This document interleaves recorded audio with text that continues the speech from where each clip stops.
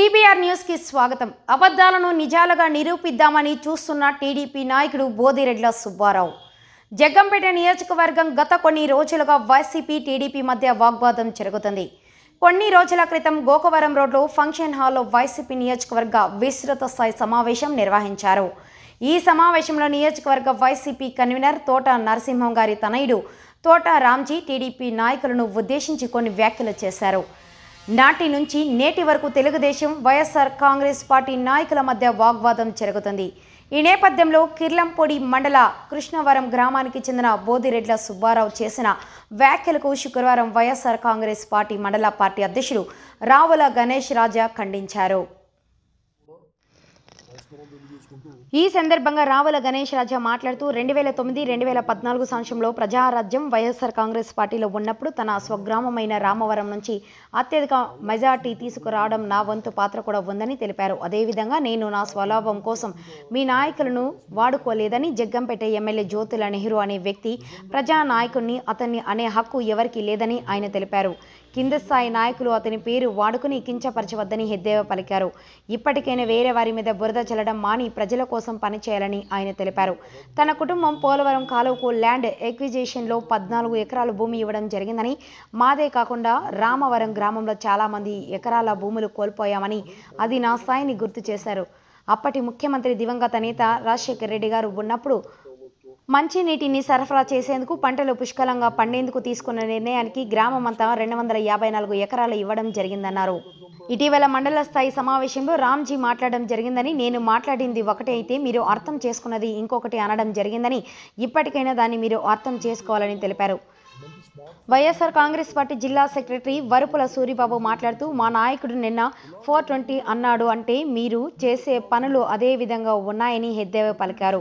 మీరు అటువంటి కార్యక్రమాలు మానుకోవాలని, జాగ్రత్తగా ఉండాలని మీడియా ముఖంగా హెచ్చరించారు. ఈ కార్యక్రమంలో రాష్ట్ర పబ్లిసిటీ విభాగ జనరల్ సెక్రటరీ రామకుర్చి జగదీష్ రావు, జగ్గంపేట టౌన్ పార్టీ అధ్యక్షులు కాపవరపు వరప్రసాద్, కాకినాడ జిల్లా వైఎస్ఆర్సీపీ సెక్రటరీ వరుపుల సూరిబాబు, నియోజకవర్గ కార్మిక విభాగ అధ్యక్షులు గుర్రం మహాలక్ష్మి, కిర్లంపొడి మండల యూత్ అధ్యక్షులు నకిరెడ్డి సుధాకర్, జగ్గంపేట మండల party vice president Bomadi Ganapathirao, Jaggampeta మండల party general secretary Sappa Raghunath, Jaggampeta మండల party executive member Medisetti Simhachalam మరియు వైఎస్ఆర్ కాంగ్రెస్ పార్టీ కార్యకర్తలు, అభిమానులు పాల్గొన్నారు. ఆయన అన్నది 420 అని ఎందుకంటారా? 420 విషయాలు, 420 పనులు మనం చేస్తేనే 420 అని అంటారు. పొద్దున ఎవరన్నా అంటారా? అంటే ఎవరన్నా ఊరుకుంటారా? సన్నాసి పనులని 420 పనులు చేస్తేనే అలాంటి ఓట్స్ వస్తాయి. నువ్వు చేసావు కాబట్టి వచ్చాయి. ఇక వీడియో ఉంది నా దగ్గర. మరి దీనికి సంబంధించి మీడియా మిత్రులకు మీ అందరికీ కూడా నేను పర్సనల్గా నేను షేర్ చేస్తాను.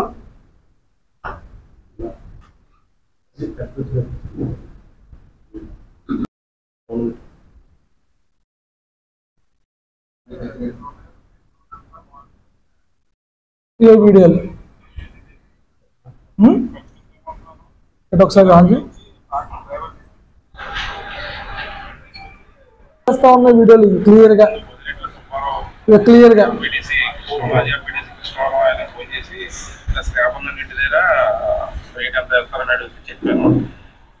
రేటు కొన్ని రేట్ ఏంటంటే సరే పంపించండి చూసేస్తానని చెప్తే మనం చేసినప్పుడు మనం ఏం చేస్తాం, మనం ఏ పనులు చేస్తున్నాం తెల్లారుతనేది మనకు గుర్తెరగాలి. దానికి అనుగుణంగానే మనం ప్రవర్తించాలి ఎవరైనా సరే. లేకపోతే మీరు వైసీపీ పార్టీలో ఉన్నావు, నువ్వు మా నాయకుడితో పని చేయించుకుంటున్నావు అని చెప్పి ఆయన అనడం జరిగిందండి. అయ్యా మేము మీకు టోటల్ చెప్తా ఉన్నాం క్లియర్గా. 2009లో చిరంజీవి గారి మీద ఉన్నటువంటి పిచ్చితో మేము ప్రజారాజ్యంలో మా స్థాయికి మించి మేము పనిచేసి మా రామవరం గ్రామంలో సుమారుగా 1000 ఓట్ల మెజార్టీ తీసుకురావడం జరిగింది. కనీ విని ఎరగని మెజార్టీ, మొట్టమొదటి మెజార్టీ. అప్పటి వరకు కూడా అప్పుడు ఈ కాన్స్టిట్యున్సీలో పోటీ చేసిన జ్యోతుల నెహ్రూ గారు మా ఊళ్ళో అంత మెజార్టీ ఎప్పుడు రాలేదు. మా గ్రామంలో ఉన్న అందరికీ తెలుసు. ప్రతి ఒక్కరూ కష్టపడి పనిచేస్తే ఆ రోజున మంచి మెజార్టీ వచ్చింది. మేము ఎంతో కష్టపడి పనిచేసాం. అదేవిధంగా జగన్మోహన్ రెడ్డి గారు 2014లో వైసీపీలో మళ్ళా టికెట్ ఇస్తే కూడా మేము కష్టపడి 2 పర్యాలు కూడా నెహ్రూ గారు పనిచేయడం జరిగింది. మా స్థాయికి మించి పనిచేసాము. అప్పుడు కూడా మంచి మెజార్టీ తీసుకురావడం జరిగింది. మేము ఎన్నోసార్లు కష్టపడి పనిచేసాం నెహ్రూ గారికి. ఏ కార్యక్రమం పెట్టినా మా స్థాయికి మించే పనిచేసాం. ఏ రోజు కూడా ఒక రూపాయి కూడా, 1,00,000 రూపాయల వరకు కూడా నేను అడగలేదు. నా సొంత సులభాలకు ఎప్పుడు కూడా ఏ రోజు ఉపయోగించుకోలేదు. నేను ఏదైనా అడిగితే కనుక ఏ హాస్పిటల్ పనో, అక్కడ ఈ హాస్పిటల్ పనో, మా కోసం కూడా ఆయన తిరుపతి బర్డ్ హాస్పిటల్కి వచ్చిన రోజులు ఉన్నాయి. అలాంటి వ్యక్తులు మీరు ప్రెస్ మీట్లు పెట్టి దిగదార్చకండి. ఆయన మంచి వ్యక్తి, ఆయన ఏ పనైనా చేసి పెడతారు. హాస్పిటల్ పనైనా ఇంకోటైనా మీరు డౌన్ఫాల్ చేయకండి దయచేసి. ప్రెస్ మీట్లు పెట్టి మీకేం చెప్తారు నెహ్రూ గారు? మీకు చెప్తారా నెహ్రూ గారు? కాలంలో మట్టి అది మీ తమ్ముడు వదిలేసుకున్నాడు, మీకు ఇన్ఛార్జ్ ఇచ్చింది 2 నెలల కాలంలో ఇన్ఛార్జ్ వచ్చేస్తే మేము ఏం చేస్తామని, మేము ఏం సాధించేస్తాం నాకు అర్థం కదా. ఒకసారి మా గ్రామంలో తెలుసుకో. ఇప్పుడు కాదు, పోలవరం కాలువ, పుష్కర కాలంలో ఏర్పడినప్పటి నుంచి కూడా మా ఊర్లో అయితే ఆ సంస్కృతి లేదు. మాకే చెప్పి తోలుకోవాలని కానీ ఏ నాయకుడి దగ్గర లేదు ఆ పరిస్థితి. మాకే చెప్పి తోలుకోవాలా అన్నది ఎప్పుడు లేదు. ఫ్రీగా మా ఊర్లో సుమారుగా 10 జేసీపీలైనా ఉండడం జరిగింది. అందరూ కూడా చాలా హ్యాపీగా ఎవరి పనాలు జీవనాధార రీత్యా చేసుకుంటారు. కమర్షియల్గా ఎవరో కోట్లు సంపాదించేసుకుంటారు దాంట్లో. లేకపోతే పోలవరం కాలంలో విషయం క్లియర్గా చెప్పాలి. ఇప్పుడు విషయం ఏంటంటే మా గ్రామం నుండి పుష్కర కాలువ మరియు పోలవరం కాలువ వెళ్ళి నా కుటుంబం 14 ఎకరాల భూమిని ఆ రోజు పోలవరం పుష్కర అవసరాలకి ఇవ్వడం జరిగింది. 14 ఎకరాల భూమి ఇవాళ ఎంతో తెలుసా సార్? ఎకరం అక్కడ సుబ్బారావు గారు మీరు తెలుసుకోండి ఒకసారి. 3.5 లక్షలు అమ్ముతుంది ఒక సెంటు వాల్యూ. నా భూమి నానుకుని, నా భూమి ఎక్కడో కొండలోని గుట్టలోని లేదు, ఊరు నానుకుని 14 ఎకరాల భూమి పోయింది. 14 ఎకరాలు అంటే 3.5 కోట్లు ఒక ఎకరం వాల్యూ. అలాంటిది మేము ఒక గవర్నమెంట్ తీసుకున్న నిర్ణయానికి కట్టుబడి ఉండి 3.5 కోట్ల వాల్యూ ఇవాళ మార్కెట్ వాల్యూ. ఆ రోజు మాకు ఎంత ఇచ్చారో తెలుసా? నేనే కాదు, 254 ఎకరాలు మా ఊళ్ళో ల్యాండ్ ఎక్విజిషన్ జరిగింది. అందులో నా ఫ్యామిలీకి సంబంధించిన 14 ఎకరాలు. అలాగే చాలా మంది పోయారు. ఆ రోజు మేమందరం కూడా ఎంతో కన్నీళ్ళు పెట్టుకుని రామవరం గ్రామంలో ఉన్నటువంటి చాలా మంది నాశనం అయిపోయాం. కానీ తప్పదు, గవర్నమెంట్ తీసుకుంది ఒక నిర్ణయం. ఏం తీసుకుంది? మంచి ఆరోగ్యకరమైనటువంటి గోదావరి వాటర్ రావాలి, పంటలు పుష్కలంగా పండాలి, ఒకరు పోయినా 10 మంది బాగుపడాలనే ఒక నిర్ణయంతో ఆ రోజు దివంగత నేత రాజశేఖర రెడ్డి గారు తీసుకున్న నిర్ణయంలో భాగంగా 2004లో పోలవరం పుష్కర కాలువలు ఏర్పడ్డాయి. దానిలో భాగంగా మా ల్యాండ్ ఎక్విజిషన్లో పోయింది. నువ్వు డైరీ ఫార్మ్ ఏదో పెట్టుకున్నావు అని అంటూ ఉన్నావు. డైరీ ఫార్మ్ ఎక్కడుంది? అది హైవే నానుకోని చూసుకుని హైవేని వెళ్తూ ఉంటుంటే క్లియర్గా లెఫ్ట్ సైడ్ తిప్పితే బుర్ర నా డైరీ ఫార్మ్ షెడ్లు కనపడుతూ ఉంటాయి. నీకు ఎవరో రాంగ్ ఇన్ఫర్మేషన్ పాస్ చేస్తా ఉన్నారో దయచేసి నువ్వు తెలుసుకో. ఇవన్నీ కూడా నా డైరీ ఫార్మ్ ఎక్కడుందో, మేము ఎక్కడున్నామో. ల్యాండ్ ఎక్విజిషన్ చేసినప్పుడు కూడా ఆ మిగిలి భూమి ఏదైతే అవసరాలకు ఉపయోగించుకున్న మిగిలి భూమి సంబంధిత ఆ పొలాలన్నీ కూడా రైతుల యొక్క అవసరాల నిమిత్తమే ఉపయోగించుకుంటాం. కమర్షియల్ బిల్డింగ్లు, కమర్షియల్ కాంప్లెక్స్లో కట్టేసుకుని పోర్ట్లు ఎవరు సంపాదించేసుకోవట్లేదు. పోలవరం కాలువ, పుష్కర కాలువ రావడం వల్ల మాలాంటి కుటుంబాలు ఎన్నో దెబ్బతిన్నాయి. చాలా కుటుంబాలు అయితే ఈదును పడిపోయాయి. ఇలాంటి సాక్రిఫైస్ చేసినటువంటి కుటుంబం మాది ఒకటి. రామవరం గ్రామంలో 14 ఎకరాల భూమి సాక్రిఫైస్ చేయడం అంటే ల్యాండ్ ఎక్విజిషన్లో చిన్న పని ఏం కాదు. అవన్నీ గుర్తెరిగి మీరు దయచేసి మాట్లాడాలని కోరుతా ఉన్నాం. ఇకపోతే స్థాయిల గురించి మాట్లాడుతూ ఉన్నారు. నా నాయకుడు ఎప్పుడు కూడా చాలా గౌరవంగా ఎవరితో మాట్లాడినా చాలా హుందాతనంగా నడుచుకుంటాడు ఆయన. ఎందుకంటే తండ్రి అలాంటి వ్యక్తి. ఆయన తండ్రి చెప్పినటువంటి అడుగుజాడలోనే నీ క్లియర్గా ప్రెస్ మీట్లో మన మండల స్థాయిలో చెప్పడం జరిగిందే. నేను అన్న విషయం ఒకటే, మీరు అర్థం చేసుకున్న విషయం ఒకటని చెప్పి క్లియర్గా నా తండ్రి తర్వాత తండ్రి సమానులు అని చెప్పి నెహ్రూ గారిని నేను సంబోధించడం జరిగింది.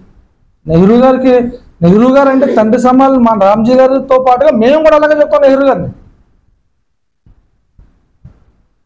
మీరు ఎంత గౌరవించారో లేదు తెలియదు, కానీ మేము మీకన్నా ఎక్కువ గౌరవిస్తాం. మాకు ఆ సంస్కృతి ఎప్పుడూ ఉంది మా దగ్గర. మేము ఎంతో కష్టపడి పనిచేసిన నెహ్రూ గారికి 2 పర్యాయాలు కూడా ఓడిపోయినా కూడా ఆయన అంటే ఉన్నాం. మేము 2009లో ఆయన ఓటం జరిగింది, చవిచూడడం జరిగింది, కానీ వదిలేదు. మేము కూడానే ఉన్నాం. కష్టకాలంలో కూడా కూడానే ఉన్నాం. 2014లో ఆయన నెగ్గడం జరిగింది. సుఖకాలంలో కూడా మేము కూడానే ఉన్నాం. అలానే మేము ఫైనాన్షియల్గా ఏ రోజన్నా ఎప్పుడన్నా కూడా ఏ ఒక్క రూపాయి కన్నా మేము ఆశించామని కానీ మేము ఉపయోగించుకున్నాం కానీ నువ్వు చెప్పడం కాదు. మీ నాయకులు చూడండి చెప్పించు. దానికి కట్టుబడి ఉంటారు. అంతేగాని మీ నోటికి ఏదో నేను చాలాసార్లు చెప్పండి, అలా ఈ థర్డ్ ప్రెస్ మీట్ మైకులు ఉన్నాయి కదా, నోరు ఉంది కదా అని చెప్పి మీ ఇష్టం వచ్చినట్టు మాట్లాడకండి దయచేసి. ఇది మీకు తగదో. మీరు చేసిన విషయాల మీదే, మీరు చేస్తున్న విషయాల మీదే మేము ఏం మాట్లాడినా కూడా ఈరోజు మేము మాట్లాడుతాం మా నాయకుడికి 420 అని మీరు ఏదో అన్నేస్తారు, సన్నాసులు అన్నారు.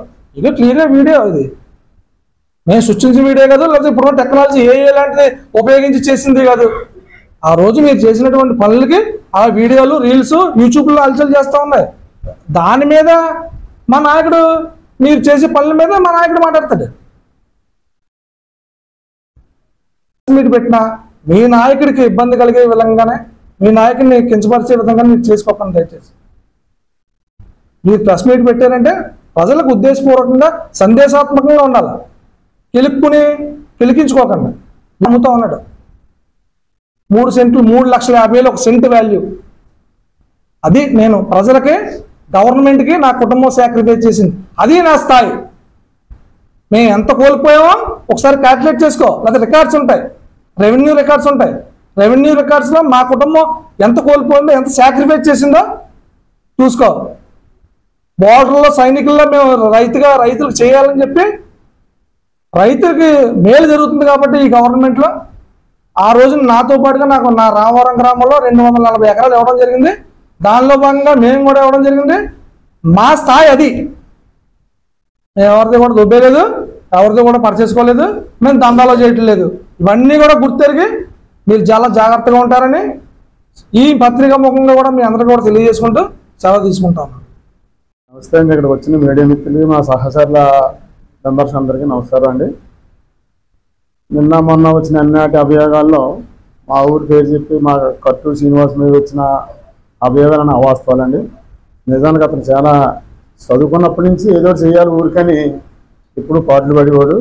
మేము వ్యవసాయ రీత్యా ఉన్నా కానీ మమ్మల్ని అందరూ ప్రోత్సహించి ముందుగా తను మాట్లాడినట్టు ఆ సైట్ తీయడానికి అందరికి ఇచ్చేసి ఇల్లుని వాళ్ళందరూ రిక్వెస్ట్ చేసి మన ఊరికి ఇలా గ్రౌండ్ ఉండాలి అని అందరినీ ఎక్స్ప్లెయిన్ చేసి వాళ్ళకి వేరే చోటే వచ్చేలా చూసి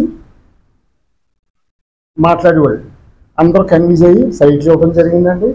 మాకు అప్పట్లో ట్రాక్టర్ ఉండేది. మా అన్నదమ్ములు కానీ ఊళ్ళో వాళ్ళందరూ తన మాటలకి ఇంప్రెస్ అయ్యి సీఎం చెప్పింది బాగుందని చెప్పేసి అండి. నైట్ చేసుకుంటే పగలంతా వ్యవసాయం చేసుకుని నైట్గా పెట్టుబడి ఉండే సైట్ మనవాడు చెప్పినట్టు క్వారీలో సొట్టును తోలుకొచ్చి ఇలా అక్కడ నర్సింగ్ గారు ప్రోద్బలంతో అక్కడ స్టేజ్ అది కట్టి ఎలక్షన్ టైంలో శ్రీను ఇందా మాట్లాడాడు కదండి, అదే దీని మీద కూర్చుని సరే ఎలక్షన్ ఎక్క మూమెంట్ ఉంది, ఏం చేద్దాం, నర్సింగ్ గారు డబ్బులు పట్టుకెళ్ళమన్నారో పట్టుకెళ్దాం వద్దా, మహావతి గట్టిగా జనాలు డబ్బులు ఇస్తే మాత్రం ఓట్లు వేస్తారేపు ఏం చెప్తే చెప్పారు. అయితే శ్రీను వద్దు డబ్బులు తీసుకోవద్దాం. డబ్బులు తీసుకోకుండా ఎలక్షన్ చేసామండి. ఎలక్షన్లో నెంబర్ నెగ్గలేదన్నా చూసారా, తను ఎప్పుడూ పోటీ చేయలేదండి. అందరినీ నెగ్గించాడు తను ఒంటి చేతితోటి. జగ్గంపేటలో వైఎస్ఆర్ 17 పట్టుకుపోతే 18 మేము కాంగ్రెస్ నెగ్గించుకోగలిగామండి. సీన్ ప్రోద్బలంతో చాలా పొర్రాకులు పడి మాకు లేని గైడెన్స్ అన్ని ఇచ్చి చాలా ప్రోత్సాహకరంగా చేయించేయండి. అప్పట్లో అందరూ తప్పట్లు కొట్టారండి. మా ఒక్క సీటు కాంగ్రెస్ నెగ్గింది. అది సీన్ టాలెంట్ అండి. కాకినాడలో ఉంటాడో ఏమి చేయడం అంటున్నారు సరే, ఉంటాడు కాకినాడలోనే ఉంటాడు. తన బిజినెస్ చూసుకుంటూ ఫోన్ ద్వారా అందరికీ సలహాలు చెప్తూ అత్యవసరం రావాలంటే టక్మని వచ్చి వాళ్తాడండి. అది ఎవరికి అపకారం చేయండి, చేతితో ఉపకారం చేద్దాం, తన పనులు తను చేసుకుంటాడు. సలహాలు ఇస్తాడు, ఉపకారం చేస్తాడు, అనేక రకాలైన ఏ రకంగా చేయనంటే ఆ రకంగా చేస్తాడండి. తర్వాత అక్కడ ఆఫీసు గ్రౌండ్ అది ఇది అన్నది సరే, తను ఏదో ప్రపోజల్ పెట్టుకుని ప్రజలకు ఉపయోగపడేలా చేద్దాం అనుకుంటే దాన్ని కావాలని ఆలోచించి కొల్లెట్టారండి. వాళ్ళు చేసి పని వాళ్ళు చెప్తే తను చేసి పని తను చేసాడండి. వాళ్ళకి దిమ్మ దిగి బొమ్మ కనపడిందండి. వాళ్ళే అనుకున్నారు ఒరే మనం సేవంత పాలు చేస్తే కొన్నంత చేసేటాను అని లెంపలు వేసుకున్నారండి. అది ఈ డబ్బులు అంటున్నది సరే ఎలక్షన్లో తను ఏం చేస్తాడు, ఈ పొల్లకి ఎల్లకి అని అండండి. ఒరే మన వాళ్ళందరికీ డబ్బులు ఇవ్వండి తప్పదు కదండి. అయితే ఆ డబ్బులు అందరూ తీసుకోరు, ఎవరో కొంతమంది తీసుకుంటారు. తీసి మా డబ్బులు ఇవ్వడానికి